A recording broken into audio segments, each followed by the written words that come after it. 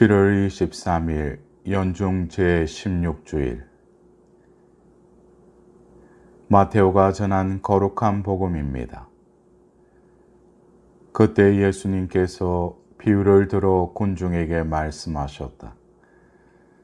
하늘나라는 자기 밭에 좋은 씨를 뿌리는 사람에 비길 수 있다. 사람들이 자는 동안에 그의 원수가 와서 밀 가운데에 가라지를 덧뿌리고 갔다. 줄기가 나서 열매를 맺을 때에 가라지들도 드러났다. 그래서 종들이 집주인에게 가서 주인님, 밭에 좋은 씨를 뿌리지 않았습니까? 그런데 가라지는 어디서 생겼습니까? 하고 묻자 원수가 그렇게 하였구나 하고 집주인이 말하였다. 종들이 그러면 저희가 가서 그것들을 거두어 낼까요? 하고 묻자 그는 이렇게 일렀다. 아니다. 너희가 가라지들을 거두어 내다가 밀까지 함께 뽑을지도 모른다. 수확 때까지 둘 다 함께 자라도록 내버려 두어라. 수확 때에 내가 일꾼들에게 먼저 가라지를 거두어서 단으로 묶어 태워 버리고 밀은 내 곳간으로 모아들이라고 하겠다. 사랑하는 형제 자매 여러분, 오늘은 연중 제16주일입니다. 예수님께서는 하늘나라로 가는 여정을 일러주시며 밀밭에 가라지가 섞여 있는 상황에 대해서 비유를 드십니다. 밀이 잘 크도록 가라지를 뽑아버리자는 주장에 수확 때까지 함께 자라도록 내버려 두어라 하고 이르십니다. 예수님 시대에 사회를 구성했던 주요 세력들은 알곡과 가라지를 구별하는 시도를 하였다고 합니다. 열심 당원들에게는 가라지가 식민지 지배자 로마인들, 이들을 당장 뽑아버리려는 조급함으로 폭력혁명을 기도했습니다. 바리사이들에게 가라지는 율법을 어기는 이들을 뽑아버리는 데 열중한 나머지 용서와 자비를 외면하였습니다. 또한 꿈난 에세네파 종파에 속하는 이들은 가라지는 세속 사람들, 이들로부터 자신들을 뽑아내어 광야에서 원수 공동체를 형성하게 되었습니다. 심지어 예수님의 제자들도 사마리아인들을 가라지로 여겨 하늘의 불로 태워버리려고 하였던 것이 복음에서 엿볼 수 있습니다. 어느 시대 어느 공동체이든 가라지 같은 사람이 보이기 마련이고 이들을 제거하려는 시도도 뒤따릅니다.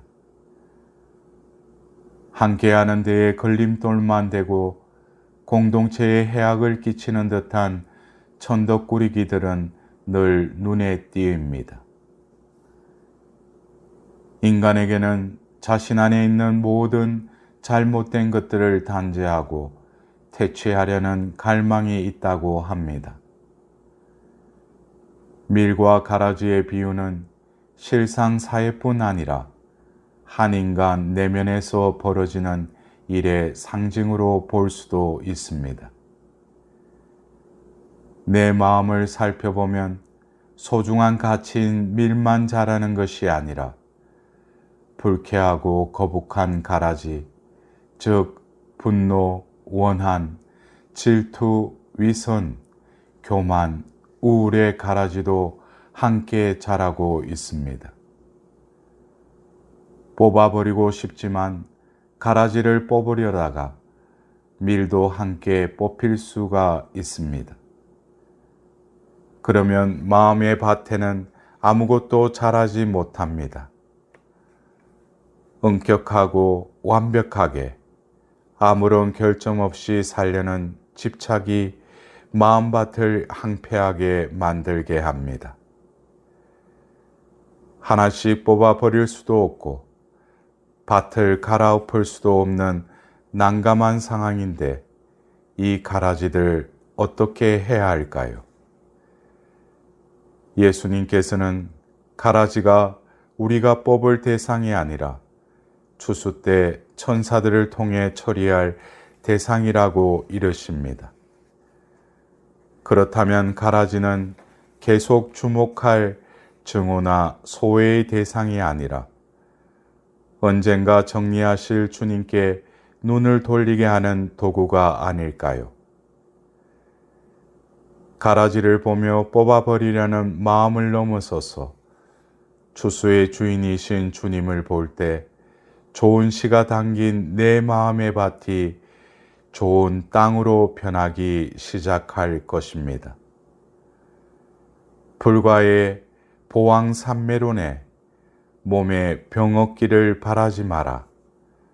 몸에 병이 없으면 탐욕이 생기기 쉽다. 병고로서 양약을 삼아라 라는 구절이 있습니다. 누구나 병이 걸리게 마련인데 병을 앓을 때 신음만 하지 말고 그 병의 의미를 깨달으라는 이야기입니다. 건강할 때 생각하지 못한 이웃에게 고마움도 느끼고 인생을 어떻게 살아왔는가 성찰하는 계기로 삼는다면 병을 통해서 새로운 눈을 뜨게 되고 결국 병고로 양약을 삼게 된다는 말씀입니다. 같은 맥락에서 세상살이에 곤란 없기를 바라지 마라.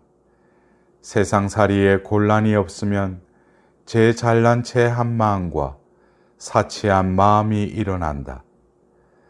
근심과 곤란으로서 세상을 살아가라는 구절이 이어집니다.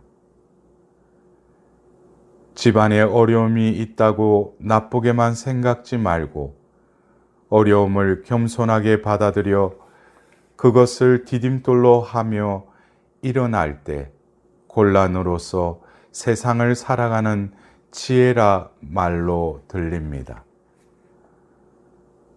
오늘 복음에 비추어 보면 질병이나 곤란이나 장애나 나쁜 상황 등의 가라지를 피할 것이 아니라 그 가라지를 통해 자신을 돌아보고 곤란 속에 겸손을 배우며 장애를 넘어서는 의지와 세상을 받아들이는 지혜를 키우는 계기로 삼으라는 말씀으로 들립니다. 가라지 때문에 밀이 부실해지는 것이 아니라 가라지로 인해 더욱 성숙하고 건강한 밀이 되라는 초대인 것입니다. 그것이 밀밭에서 가라지를 뽑아버리지 않고 밀과 더불어 자라게 하시는 깊은 뜻이 아닐까요? 돌아보면 내가 가진 내 기준으로 선과 악을 구별하여 악을 단죄하던 시절이 있었습니다. 그때는 매우 내 마음으로 피곤하였고 몸도 지쳤습니다. 하느님 나라에 사는 삶으로 초대받은 내가 하느님 자리에 내가 앉아 일일이 재판하듯 하느님 노릇을 하였던 것입니다.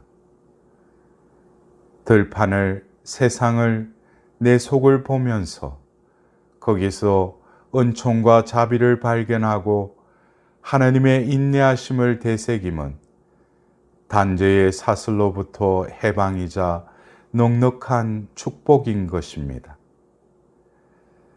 사랑하는 형제자매 여러분, 가라지가 있는 내 본심에 실망할 것도 아니고 뽑아버리려고 덤빌 일도 아닙니다. 가라지 섞인 우리 일상을 있는 그대로 인정하며 겸손하게 하나님께 눈을 돌리라는 초대 말씀을 마음에 새깁시다. 오늘 일독서에서 당신께서는 힘의 주인이시므로 너그럽게 심판하시고 저희를 아주 간대하게 통솔하십니다. 라는 이 말씀은 밀뿐 아니라 가라지까지 우리의 선함뿐만 아니라 악하고 나약한 모습까지 받아들여 하느님께 봉헌하라는 말씀으로 들립니다.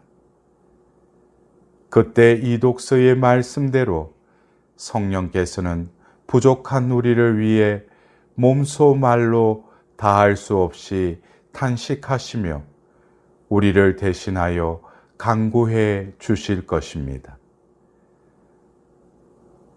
이번 한 주간도 진정으로 내 마음 안에 추수꾼이신 예수님께서 내 마음의 밭을 정갈하게 갈고 닦으실 수 있도록 그분께 의탁하는 한 주간이 되시길 기원드립니다.